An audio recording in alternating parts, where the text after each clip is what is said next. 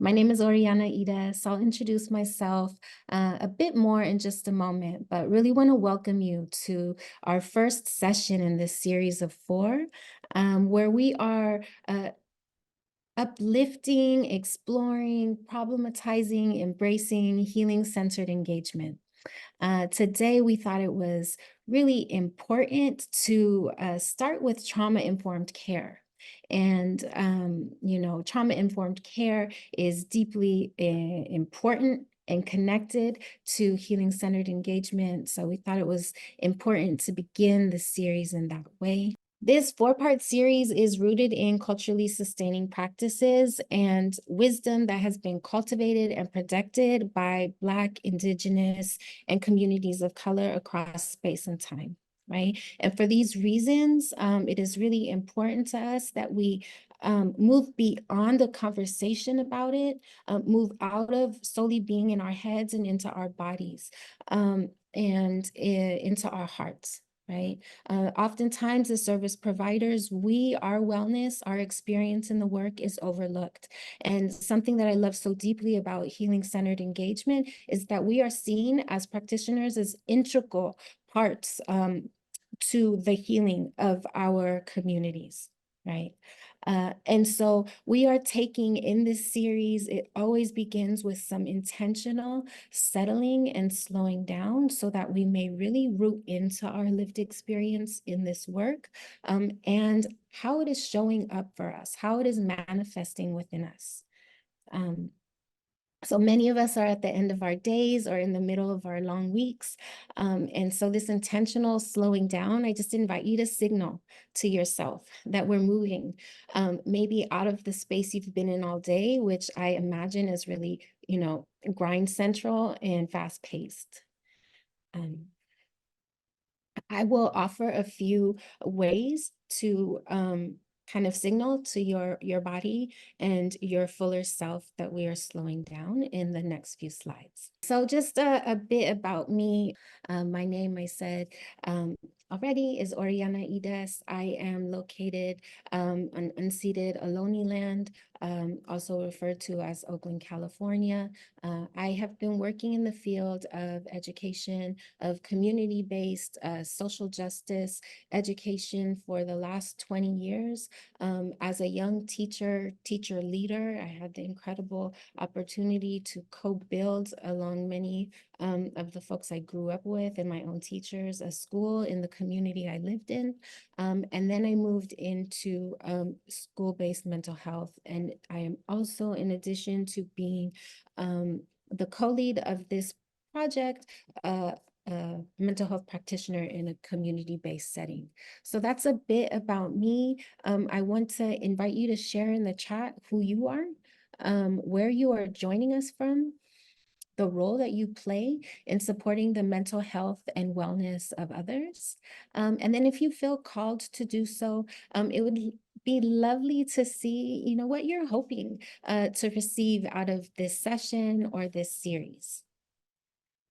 And so the invitation is to find the chat, share your name, location, role, and if you feel like it, something you're hoping to receive from the series. I always say the pandemic has stolen so much from us, but one thing that I feel really grateful for is the way in which we can connect. I didn't know this way of connecting prior to the pandemic, across space. And there's such benefit in being able to learn from and be in dialogue with folks all over the country and even the world, right? So, all right, we got Sacramento and Washington, Las Vegas. Beautiful. San Francisco. Hey, hey. Born and raised here. We got Chico, Nevada. Lovely. Guam. Oh, wow. What a gift to have your perspective and your presence. I invite you to scroll the chat and see who you're in community with, right? This is a space that I have thought a lot about holding, but it is deeply, deeply dependent on your participation, your wisdom, your experience. And so I hope we're able to get to know each other in a lot of ways. And this is kind of the first way. So scroll. Oh, we have multiple folks from Guam. That's really special. Chicago in the house, right? Chi City, beautiful, beautiful. Rhode Island. Okay, so I am here. Next session, I will be joined by the amazing Falila Bilal, who is an incredible mental health practitioner. She will share more about who she is, but she has been the executive director of many organizations and has been deeply committed to healing work and healing-centered engagement. I also want to say that Evelyn Clark has been instrumental in helping to shape this offering. And it was originally marketed that she would be in co-facilitation with me, but she is no longer going to be part of this specific project. So just wanted to share that for folks that are like, hey, where's Evelyn at? um, all right. So we have a few objectives. I'm not going to read through these all word for word, but my hope is that we have a deeper sense of healing-centered engagement through this session, that we are articulating what it means for ourselves and for the services that we provide our young folks or the organizations that we exist within. And there's so much strength and power in being able to craft these definitions out loud, right? So I'll be sharing some offering to start with. We are exploring the tensions and the ways in which these frameworks complement each other, both healing-centered engagement and trauma-informed principles. And really, truly, our hope is that we are amplifying the lived experience of folks working to support the mental health and wellness of youth and young adults. As I said, this is the first in a series of 4. So we're spending slowing down really and spending some time creating a container of this 4-part series. It is not mandatory that you come to each series, not at all. It would be lovely if you do. You can drop in and drop out. So just want to state that. But next session, we will be exploring oppression in all of its forms, the ways in which we may internalize it, the ways in which it is done to us, and how we might resist it or challenge it within healing work. Then session following that is how we might uplift culturally sustaining practices in regards to substance use prevention and recovery, and then honoring lived experience in healing-centered approaches. And really, we are hoping to do that throughout all 4 of the sessions. All right, so I'm not going to read this word for word, but do want to say that we are going to start with kind of sharing out our experience in our organizations, the values, the dynamics, the ways of being that we are noticing currently, and then how trauma-informed principles and practices support us in our work. And then we'll expand a bit to look at healing-centered engagement. I have 2 texts that I will be offering in the next hour and a half, and I'll give us some time to engage with something called a collective journal, where you'll be writing a bit anonymously. We'll have 1 small breakout group towards the end. I know people have feelings about breakout groups. Some absolutely love them, some like shred them.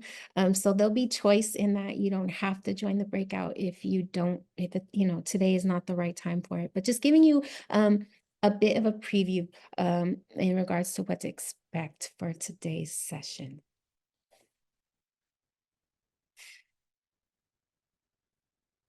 All right. Oh. Okay. So I have talked quite a bit, and I want to stop talking, but and invite just for the next 30 seconds some settling in our bodies.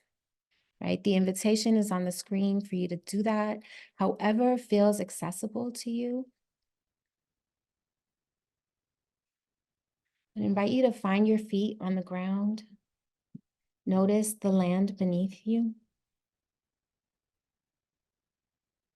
Notice any sensation that is surging through you, where you might feel stuck, where it might feel fluid, the temperature of your body. I invite you to pay notice to the tissue around your eyes. Are you clenching your jaw? Invite any movement into your body that feels accessible or comfortable. Pay notice to your breath. Can you amend your posture in any way to support a deeper, more fluid, easeful breath? Many of us have been holding our breath all day and we don't even notice, right? Or clenching our jaw all day and don't even notice.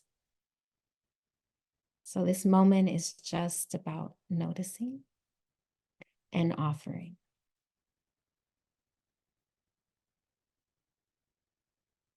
Continue to stay in your body, in your noticing. Continue to find softness, release. As I share a land and labor acknowledgement, our journey begins with the acknowledgement that we as displaced diasporic people, often a result of historical force, reside on unceded, sacred, indigenous land, past, present, and future. We offer this land recognition today in solidarity with the indigenous people of Turtle Island and in the efforts and deliberate intention towards decolonization. We recognize the historical colonialism and ongoing colonialism that has led to the present day circumstances where land acknowledgements are offered in place of land. Since our activities are shared digitally to the internet, let's also take a moment to consider the legacy of colonization embedded within the technology structures and ways of thinking we use every day. We're using equipment and high-speed internet not available to many indigenous communities here in the United States and across the world. Even the technologies that are central to much of the art we make leave significant carbon footprint, contributing to change in climate that disproportionately affect indigenous peoples worldwide. I invite you to join us in acknowledging all of this, as well as our shared responsibility to make good of this time for each of us to consider our roles in reconciliation, decolonization, and allyship. We also acknowledge in this moment that this country would not exist if it wasn't for the free enslaved labor of Black people. We honor the legacy and skills stolen due to the violence of white supremacy. While the movement for justice and liberation is building, we are witnessing the power of the people. Many are still being met with violence. Acknowledging that. Also, the labor of this country, often folks are coming to this place either through theft or choice, forced choice, right? And contributing incredible dream, heart, and labor towards many of the things that bring us comfort.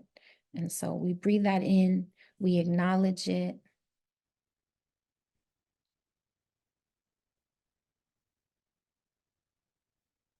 We consider how we may resist it or support it. It's resistance, right? And in this moment, after engaging in some intentional slowing down, acknowledging, noticing, softening, I invite you to share in the chat how it's feeling for you to settle.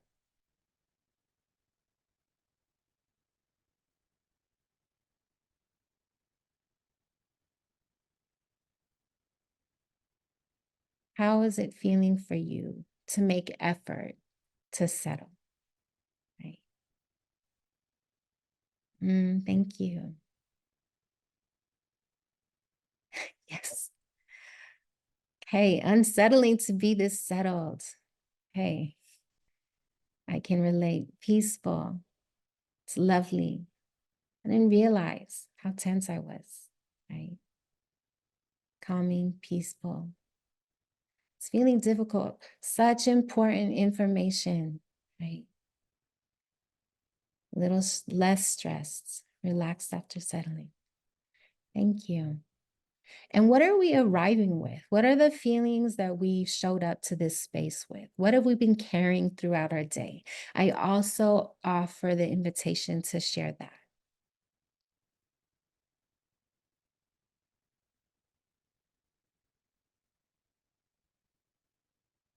Mm, love it. Wonder, right? Curiosity. Beautiful. Thank you for sharing that. We have difficult feelings we're also coming with for sure, stress and disappointment. Coming here today with everyone's needs, everyone else's needs, right? Feeling so busy, bewildered, and optimistic. Wow, how incredible to be able to hold both, right? The muscle to be able to hold both.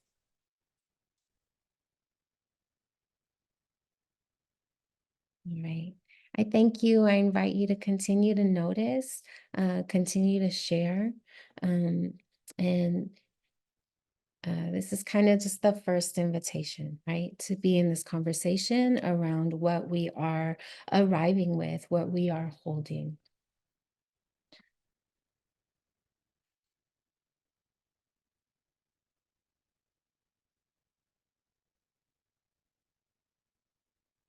I want to say that many of us are advocates and practitioners of both trauma and care, informed care and healing centered engagement, right? So with that said, this work does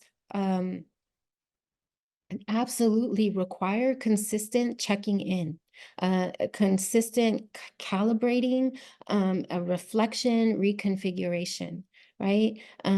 To be a practitioner of healing-centered engagement and trauma-informed care requires our constant internal work. And constant learning and conversation around the practice and how it is evolving, and how it is being experienced in relation to our clients' real time needs, right? So with that said, I want to invite folks, a person, to read this quote out loud. It is very likely that many of us are working tirelessly to support the healing of others within climates of inequity, right? And if we're fortunate to be in organizations that do center healing or collective care and protection, we are wading through an external, right, system and spaces and institutions that are often incredibly violent towards either ourselves and the populations that we are working to support. And so with that said, I want to uplift this quote by Sean Genwright and invite someone to unmute and me read it out loud for us. Ace, beautiful. All right. Inequality in all its forms doesn't only block opportunities, it also breeds distrust, skepticism, and fear. Researchers have studied this process among folks of color. They call it racial weathering. The term refers to the ways that poverty and social, political, and economic exclusion create stress and insecurity, and over time, like paint on a house, weather away our health and clarity. Sean Genwright. Thank you. Thank you, Ace, for reading it for us. And I mean, as you were reading it, were there words that stood out to you? And I pose that question to all who is with us now as well. Um, how does this quote land or resonate with you?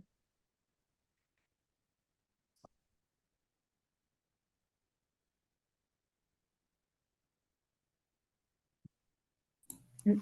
Um, you know, for me, it resonates because, I grew up in poverty, right? And the lack of help, it made it hard.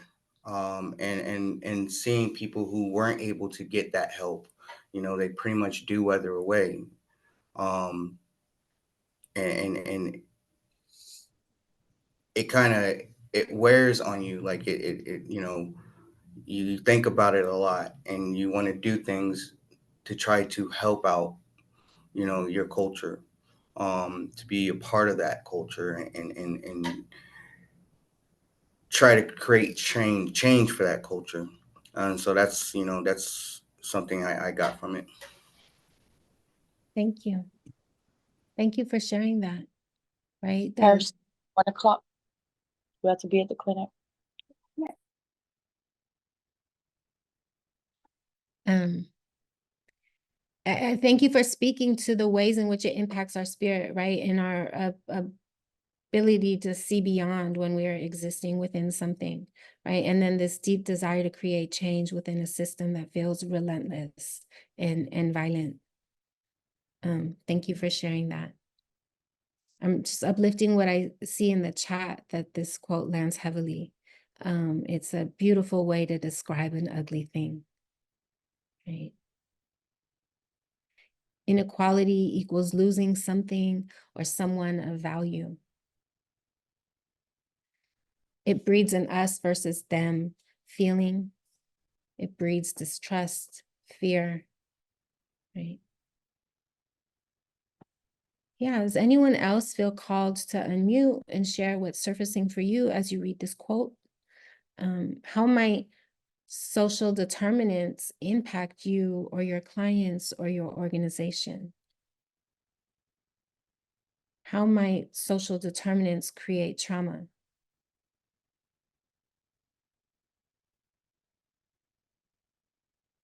Hmm.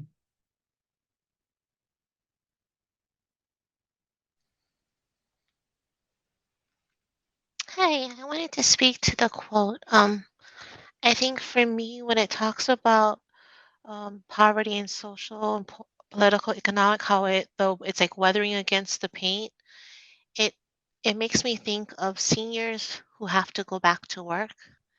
Even back in once they hit their 70s, so that they can afford to buy food, versus having to choose whether they get to eat or they get their medication, or whether they can pay rent. And it's, you know, one of the saddest things I have to um, believe, that we're such a world that people in their 70s and 80s have to work so that they can survive.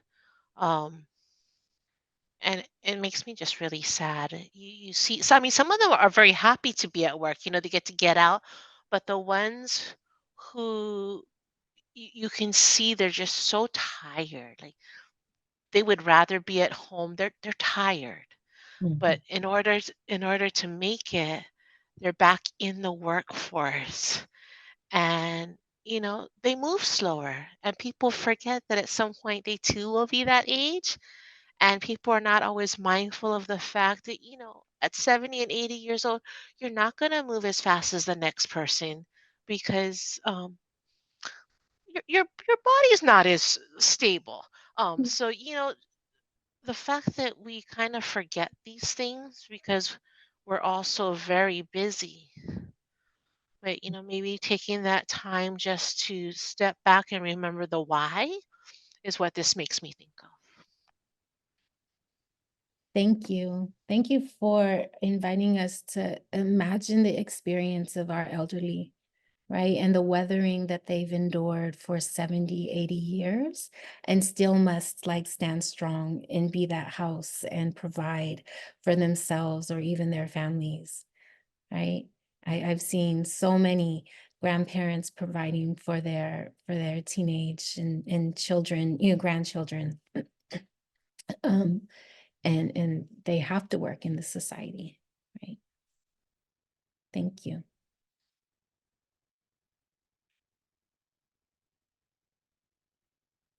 It makes me think of the sense when I think of weathering. in inequality, there's things that I have to think about that someone that's on the other side of that line of domination doesn't have to think about.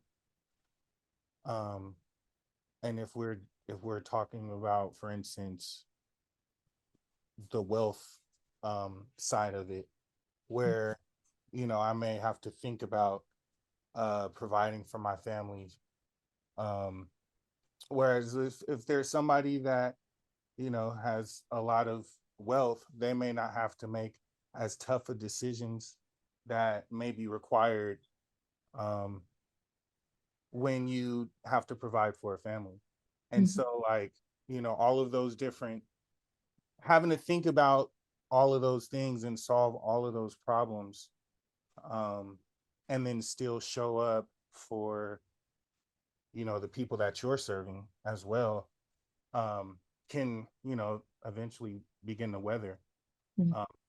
And there's just many other areas as well. Any area where of intersectionality, where it's like you fall under that line of domination, having to put all of those pieces together and make all of those things work, and having to think about all of that, where the other side of that line of domination doesn't even have to consider it.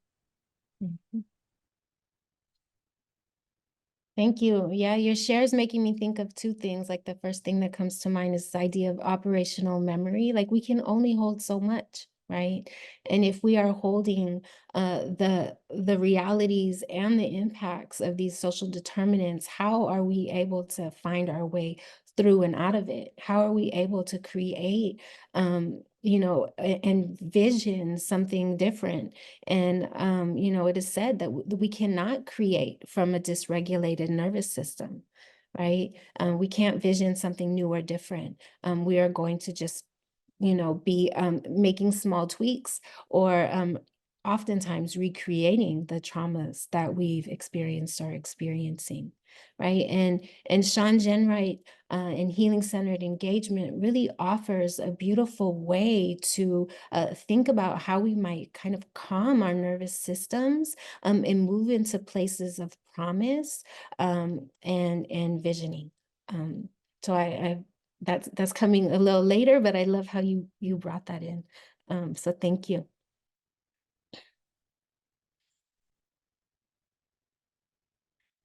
I want to invite us to think about, what you're wading through and what your clients are wading through. And specific to the work environment or the workplace that you exist within. So there are a number of kind of qualities, characteristics, dynamics, values on the screen, and I invite you to read over them. And maybe land on 3 that feel really pervasive, really present for you in your experience.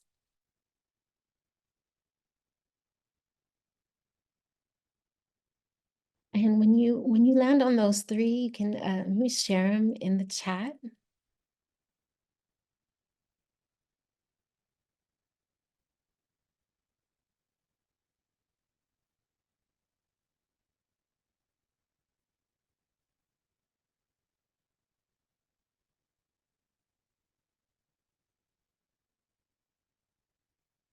Okay.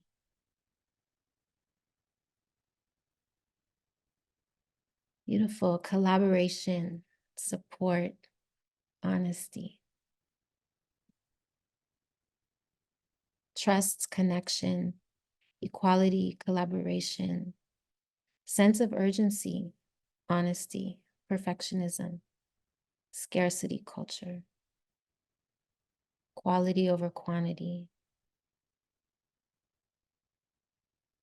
fear of open conflict, celebration, right to comfort, celebration, support. Lovely. Thank you. We're going to move into our first kind of activity. Some of you may be familiar with this activity. It might be the first time for some. This is called a collective journal. So it is completely anonymous. In just a moment, a link will be dropped into the chat. and you can click on the link. It can feel a little disorienting at first, but the invitation is to find a place in the doc and just begin to write.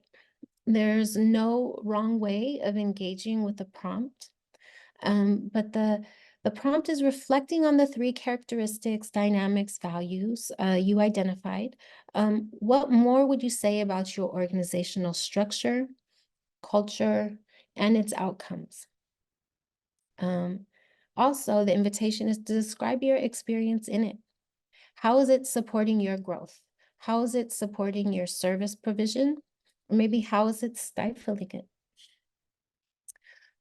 Explore the supports and the challenges that you face with it. So it's a lot of questions. It's kind of big. You can, bite off whatever size feels manageable for you, but an opportunity to reflect on the current culture that you are working or wading through in your organization is the invitation. So the Google Doc is in the deck or in the chat, pardon me. Lovely. Oh, this is okay. So we're in it. If there are any questions, I'm here. Ingrid's gonna play a little bit of music and we have about 5 minutes.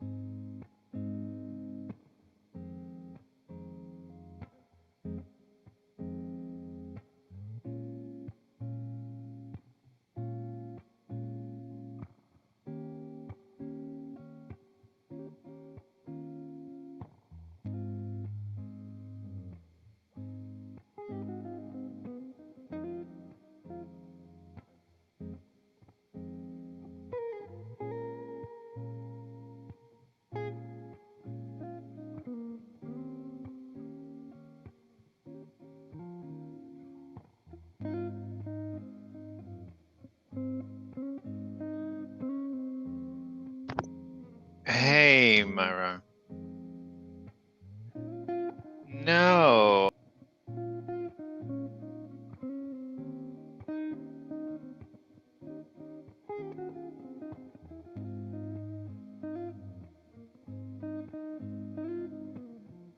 take about 1 more minute.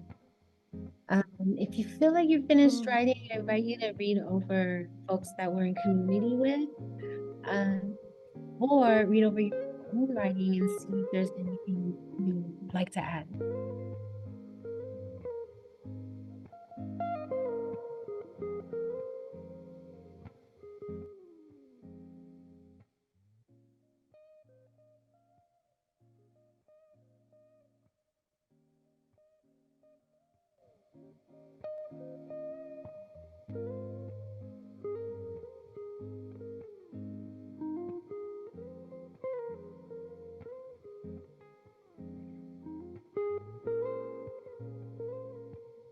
All right.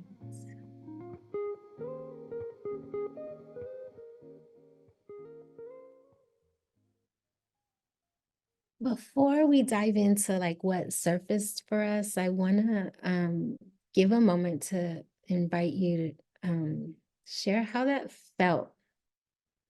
How did it feel to journal? And always the invitation is to unmute and speak, and or use the chat as a way to share.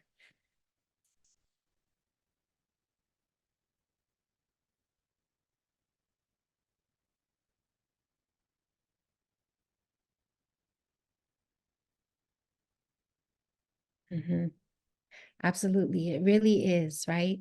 It's human desire to be witnessed, right? To speak our experience, to find the words for it, the movement for it, the shape for it.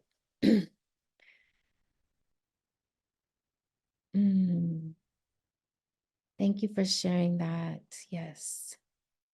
Right, the rawness, the vulnerability, the exposure of your experience in a way that others can see. Right?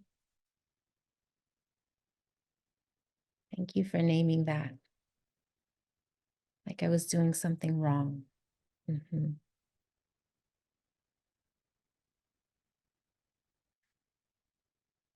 Continue to share in the chat what it felt like to engage in an activity like this. And now I want to, kind of open it up for what surfaced for you. And thinking about the culture that you are providing service within, and the way that is impacting your personhood, the way it is interacting with your values, the way it might be contributing or supporting to your weathering, right?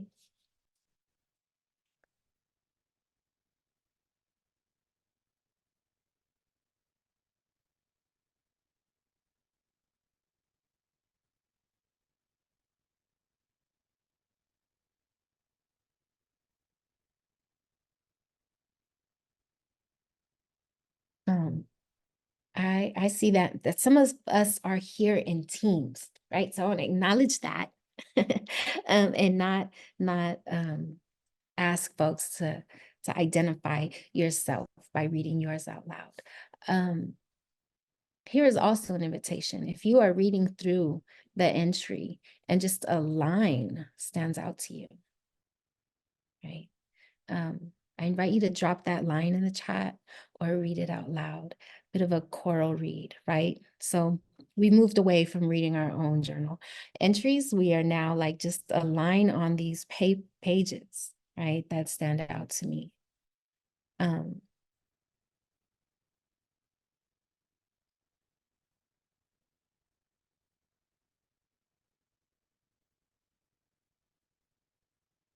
Yes.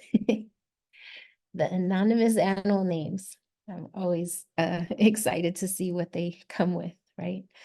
I am really excited by what was articulated in this journal, and I invite us to really spend some time with it, if not in this moment. But maybe this is a practice that you return to. Maybe you find a few moments sometime today or this week to read what our community here is sharing, what they're experiencing. But there's quite a wide range of experiences. I will name that. the workplace has a structure that does not welcome conflict, right? How might that create injury, right? If we cannot speak to our harm in a way that is generative, that allows for repair.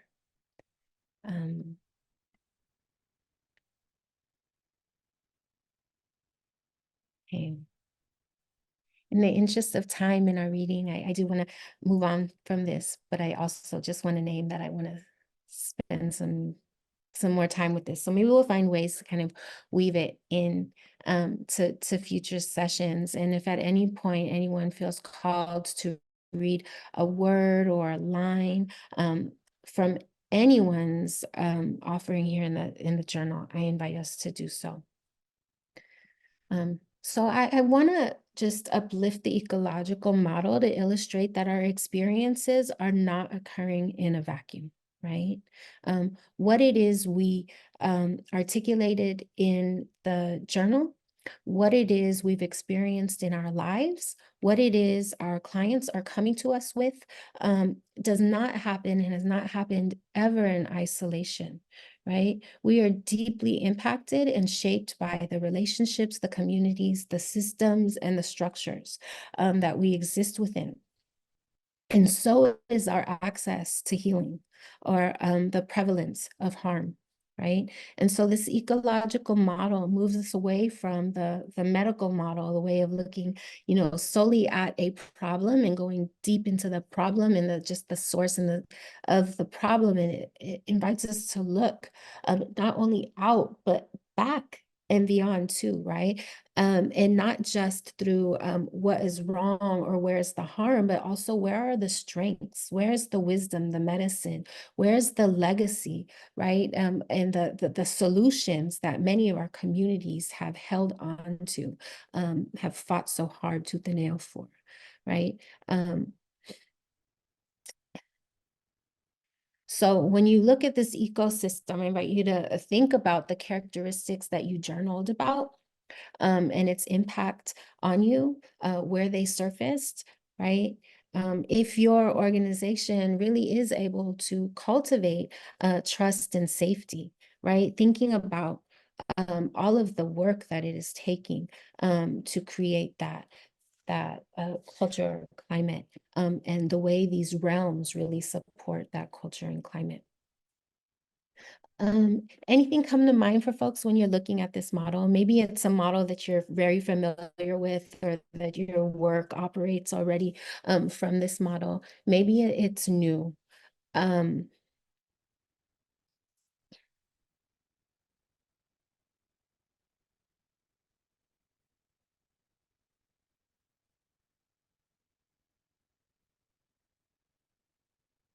Many of the characteristics on the previous slide were characteristics that are common within white supremacy culture, right?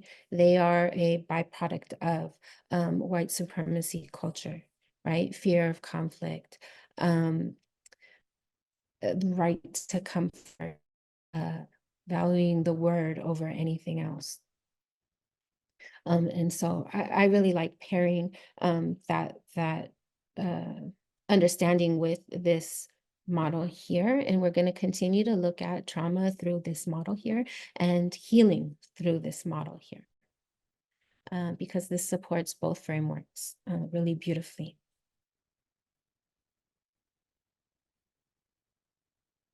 So as we transition into this quote here, just a question to hold in our minds is, how is trauma induced within those realms? And then how might healing occur also within those realms?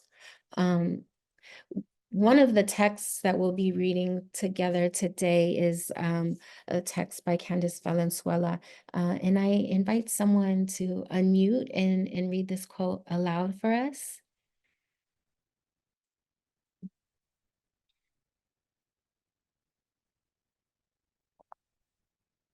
The science of trauma has provided depth of knowledge into biochemical, neurological, and collective stress reactions that were previously misunderstood or pathologized and has unlocked new and effective treatments, therapies, and approaches to healing. Trauma research has also enabled deeper understandings of the links between societal oppression and mental health. This knowledge creates opportunities to support our bodies and communities for more effective, for communities more effective and deeply. Candace Valenzuela. Thank you. Thank you. So as she so beautifully read, like what resonates with you, what words stand out to you, that is the invitation to think about as we begin to engage with this quote. And for me, one of the most beautiful things about trauma-informed care really is that we did away with the question that is, what is wrong with you? And we replaced it with this new question, this new understanding is like, what has happened to you, right? What was done to you? What were you made to experience, right? That is a huge shift and an incredible gift.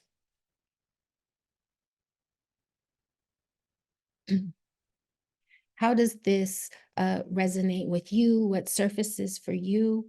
I invite you to share in the chat if anyone feels called to unmute as we begin to kind of really. So I think for me, reading that, it was Sorry. my name is Monique Lumpkin, sorry. For me, I've actually taught several classes on trauma-informed care to potential foster parents, but I like the fact that it encompasses the whole self. So informing us that it's not just an event.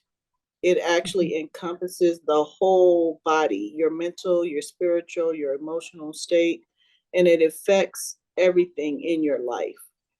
And so when I say it affects, I just mean how you see things, how you react to things, and even some things you don't even know. I call it an undercurrent.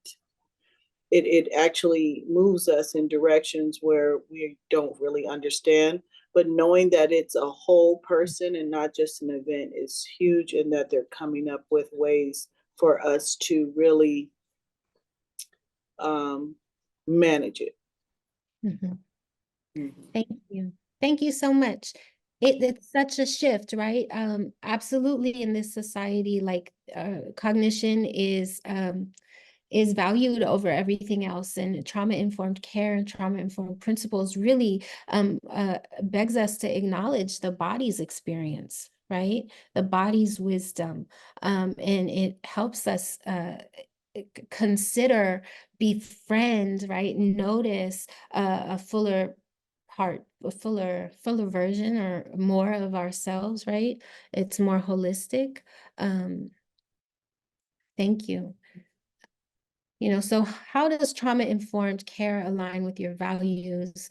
How is it implemented in your organization? There's some beautiful sharing in the chat already, right? It relieves burden, right? It invites a witness into your experience so you are not holding it alone, right? Or it invites an outlet. It validates our lived experience.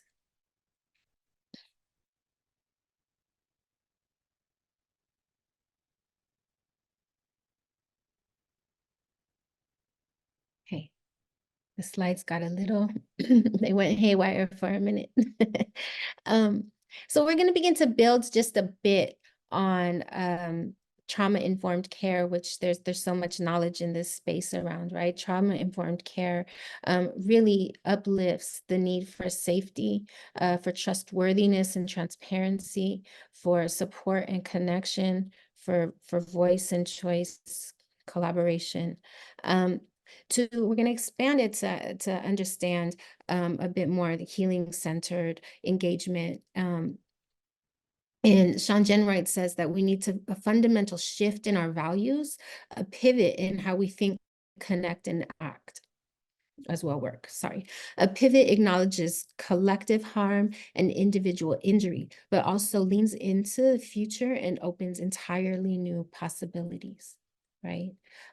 One beautiful gift of this work is it expands beyond what happened to you, right? Which was the incredible gift of trauma-informed care, to what has happened to us, right? That our experience, like the ecological model, does not take place in a vacuum, and it is not happening to you alone, but it is something that we are weathering often as a people, right? And there's incredible healing power in seeing that it is not something I am enduring individually and alone.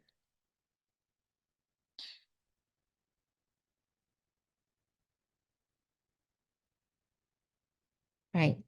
So briefly, before we move into the first text,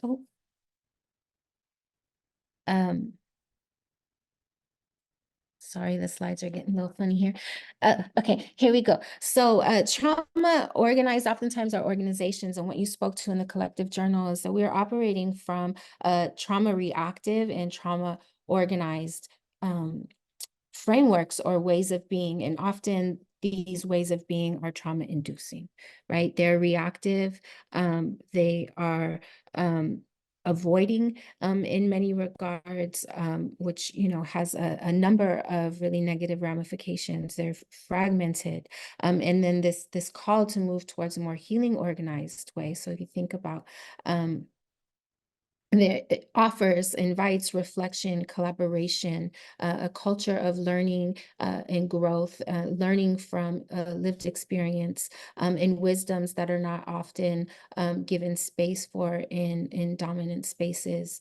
It is deeply, you know, kind of the idea of Sankofa, looking back to look ahead, right? It is growth and prevention oriented and deeply rooted in relationship.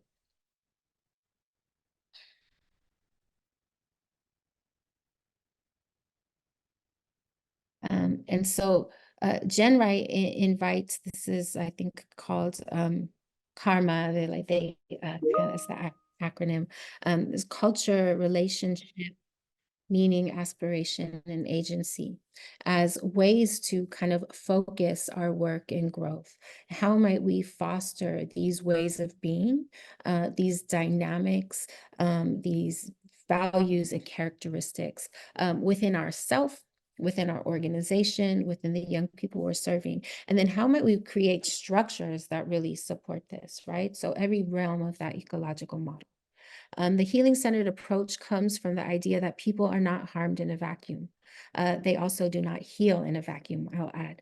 And well-being comes from participating in transforming the root causes of the harm within the institution, right? Oftentimes we have been taught to think of self-care as a bubble bath, right? Or a walk that we take, or you know, a moment of respite from the world that we're existing within, that weathers us, right? But radical self-care and healing-centered engagement really includes a care so that we may resist, challenge, and disrupt the systems that are harming us, right? And that we are not healing if we do not do that, if we are not looking structurally for change and eradication.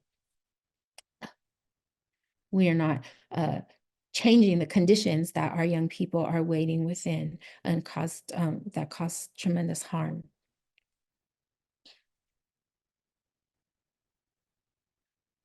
So the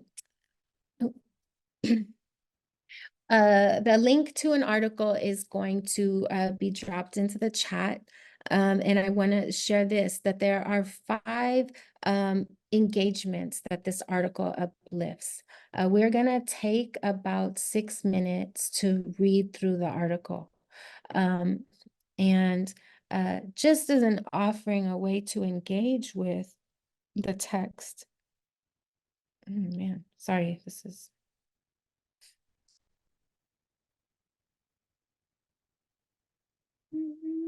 I have an annotation guide.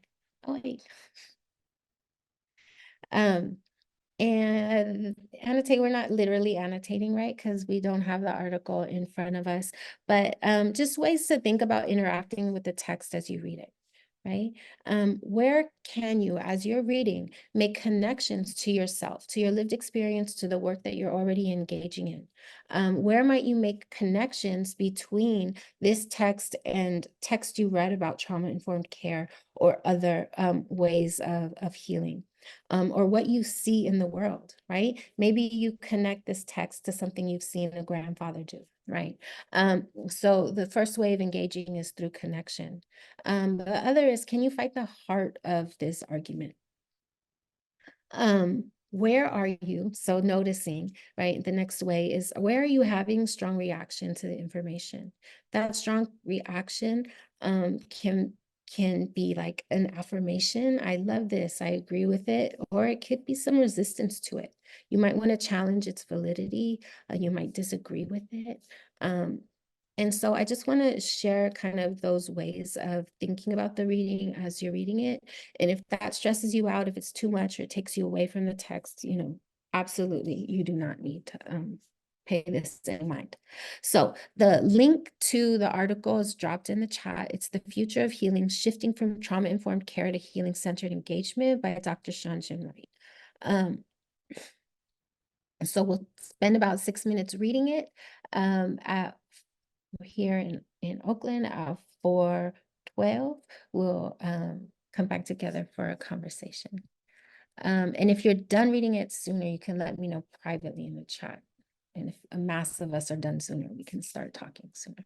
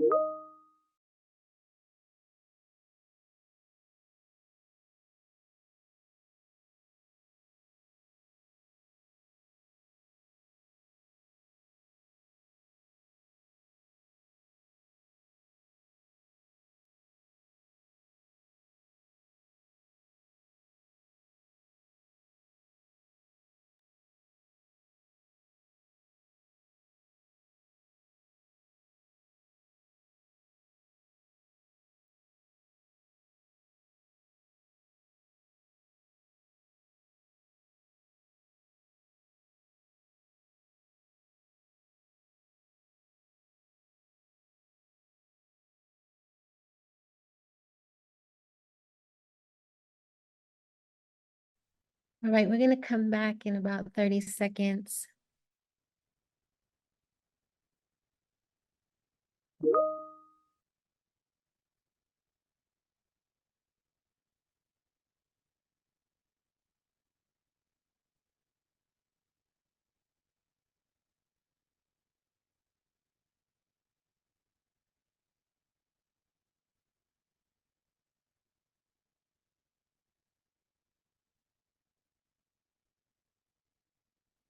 All right, I would love to hear how this is landing with folks, and importantly, like how we're defining healing centered engagement based on this reading, right? Where did we feel the heart of this argument laid or lied?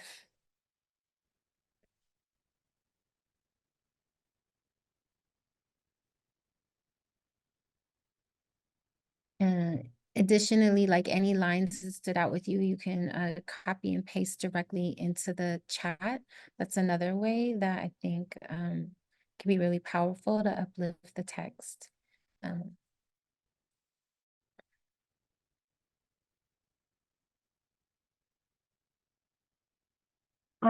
I just wanted to share that the part,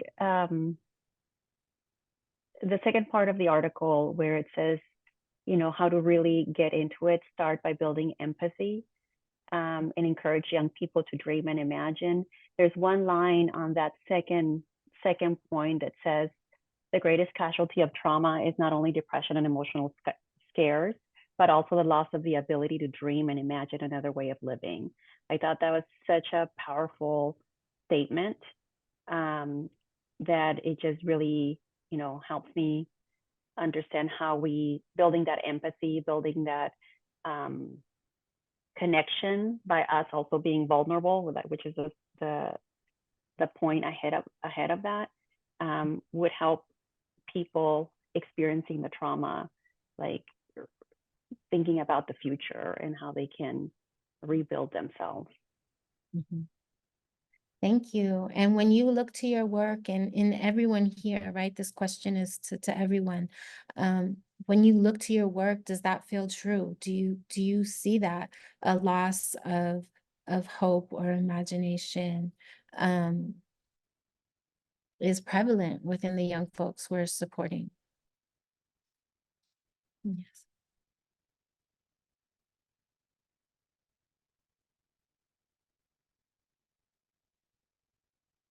Every day, it feels accurate. Yeah. Yeah. Beautiful. The term trauma-informed care didn't encompass the totality of his experience and focused only on his harm, his injury, and his trauma. Right. That is not the totality of who we are, right, as folks who've experienced trauma. Right. There's so much more, and healing-centered engagement really notices, uplifts, cultivates, supports the fullness of who we are. believes in it.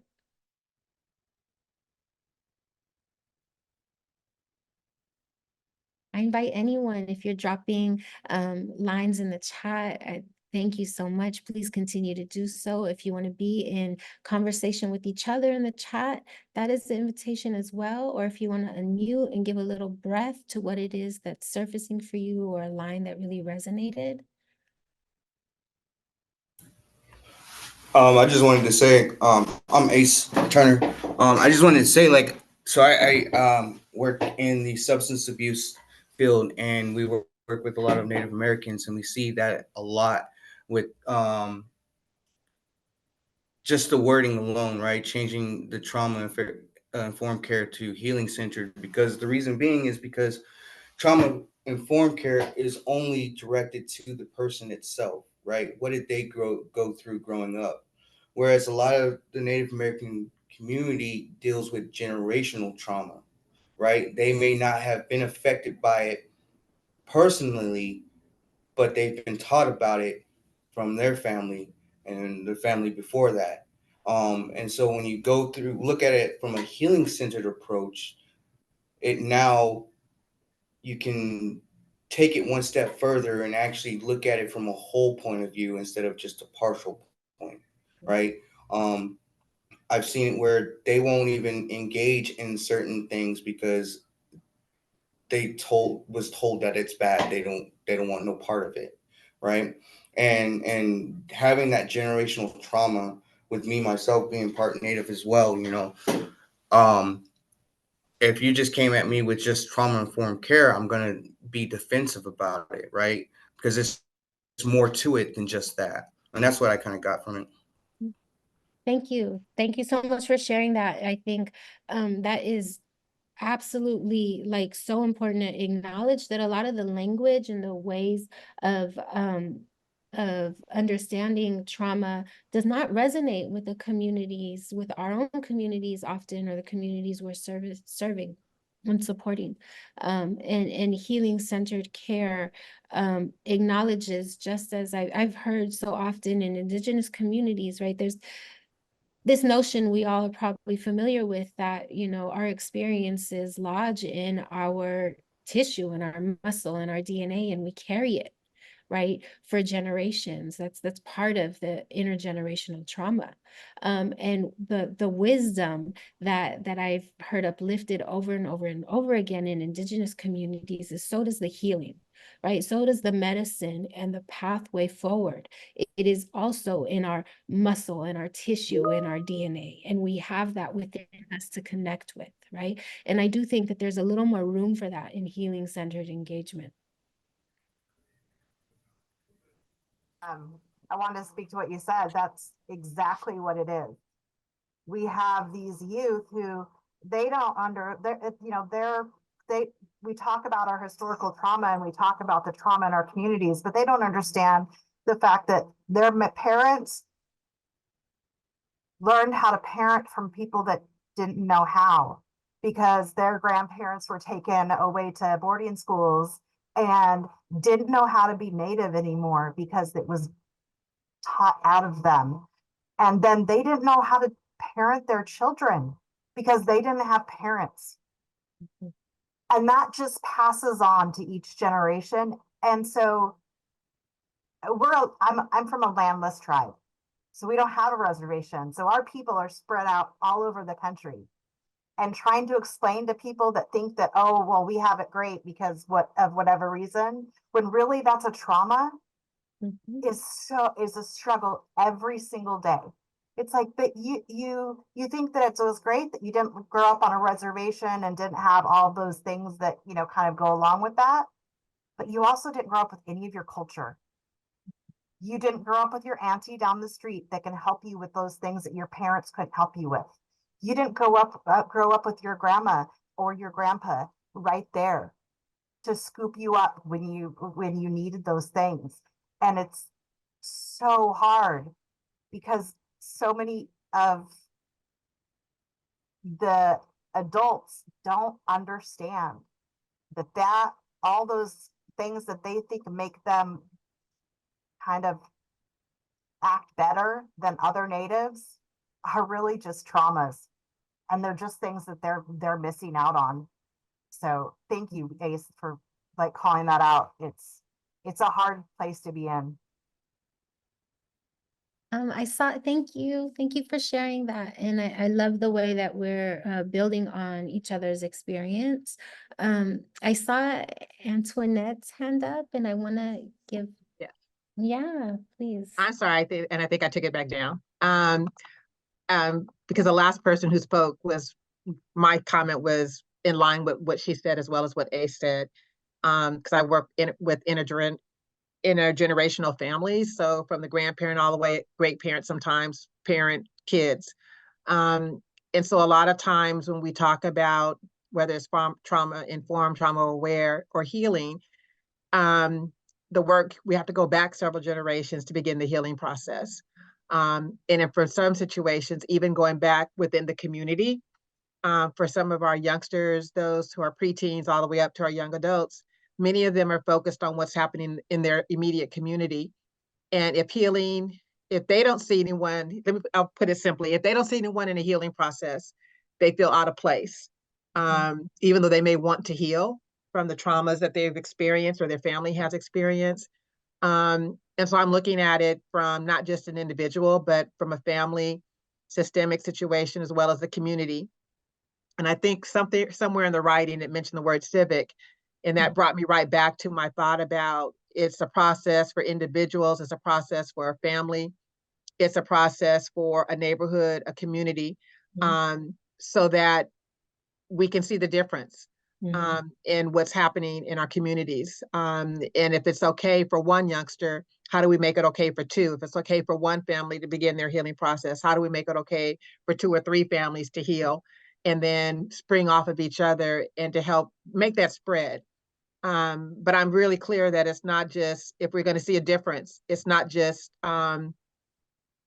it's going to start with one, but we have to make sure we're conscious of the fact that whatever happens to that one individual, it's going to impact their circle. It's going to impact their community. That's all. That's a lot. That's a lot. Thank you for sharing that. You gave me this visual of like, how are we supposed to heal in a dark room, right? In isolation, it's not possible. And it makes me wonder how we might be creating the opportunity for young people to share ways in which they're forging this path. So that they might learn from one another and extend curiosity, right? And teaching and learning towards one another. Because if we are ripped from our land, if we are ripped from our elders, right? And then fed, the prescription of the ideals of this society, then it is so hard to connect with what is in our DNA, and with that path forward. I see in the chat some wonder or question around what the article or the framework might be missing or not addressing, and I really appreciate that. The hope was to have time to be in a small breakout group, but I think what we'll do is just continue some conversation here and then share another article by Candice Valenzuela, who we saw a quote by earlier, who kind of challenges healing centered engagement, and or begs to not abandon what we've learned from trauma informed care. Right? We could kind of run solely to one direction without bringing forth all of the incredible learning and ways of being that was generated through our study and practice with trauma-informed care. So that text is in the chat for you to have.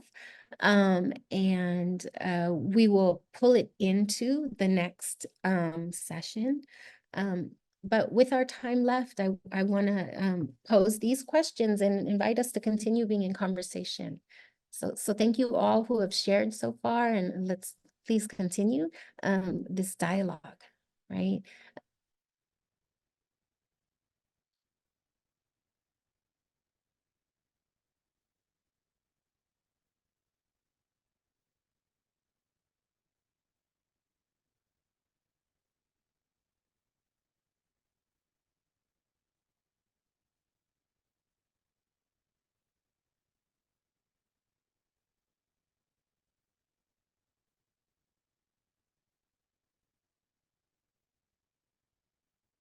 How might this approach strengthen the healing of your young people? We've already begun to kind of speak that out loud, but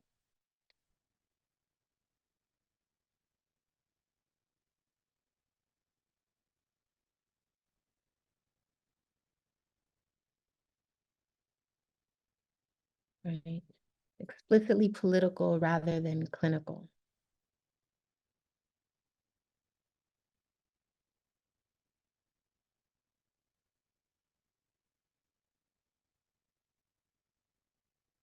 There's incredible work by Dr. Virgil Moorhead, who is up in the Klamath River. And he is the director of a clinic there. And I was introduced to his work about 5 or 6 years ago. And he had looked at native at reservations that were able to reclaim culture, ancestral knowledge, connection to elders. And he spoke to overwhelmingly and had the data to prove how it was such an incredible protective factor, right? When you had access to your land, to your ways, to your culture, to your foods, the employment rates increased. Early death rates, decreased. Suicide decreased. The numbers were just really powerful to see. And so we've spoken to that already here, Charity and Antoinette, and he's saying that in this article as well. We have room for one more comment before we move into closing. I just encourage you, if you're feeling like just a little like, oh, I want to say this, but maybe I don't, but like lean into the I want to. We'd love to hear your voice, and we're stronger for it.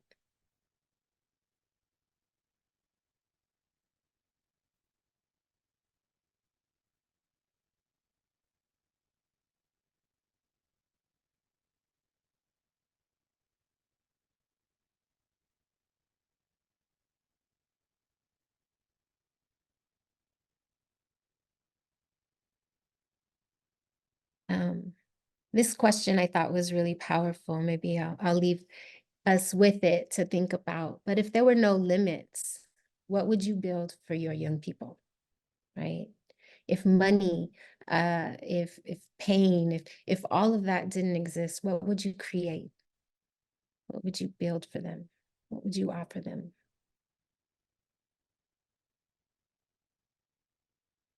And, how might we stay connected to that and not lose it, right? Because we all are experiencing trauma to some degree ourselves, right? Maybe directly, maybe vicariously, right? And it was uplifted that the function of trauma is to steal that from us, our ability to dream. And so I invite you to lean into that dream, give it some space for yourself within your organization. Yes, share it here. I was, doing a little research, and one of the questions was, how often does your organization make space to have this conversation, right? And so we might run a minute or two over. If you have to leave, we absolutely understand, but I want to just invite a closing practice, some opportunity for you to share in the chat, like what you're sitting with, what you're kind of walking away from this session with. And so there's a few questions on the screen, but invite you to share that in the chat, right? What are you still thinking about? What are you leaving in wonder about? And as you're maybe taking a moment to offer that into the chat, I'll share that our next session is on March 27th. And we really do hope that you are able to join us.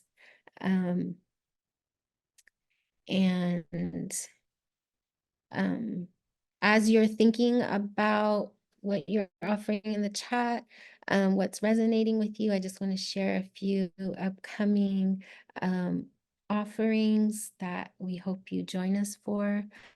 And so this will be sent to you for sure, but there are a number of really powerful offerings that MHTTC has in store for the next coming months. Most of them are series, they're learning communities. You can come to one or to all of them, but keep an eye out for that, and we hope you do join us. And I am going to invite you now to engage, if you feel comfortable in doing so, in a self-holding activity. Many of us went to vulnerable spaces. Many of us allowed us to connect with the suffering of our young folks or our people or our ancestors in the last hour and a half, right? Many of us allowed to surface dynamics within our organization that don't support our growth or creativity. And that's not easy to do.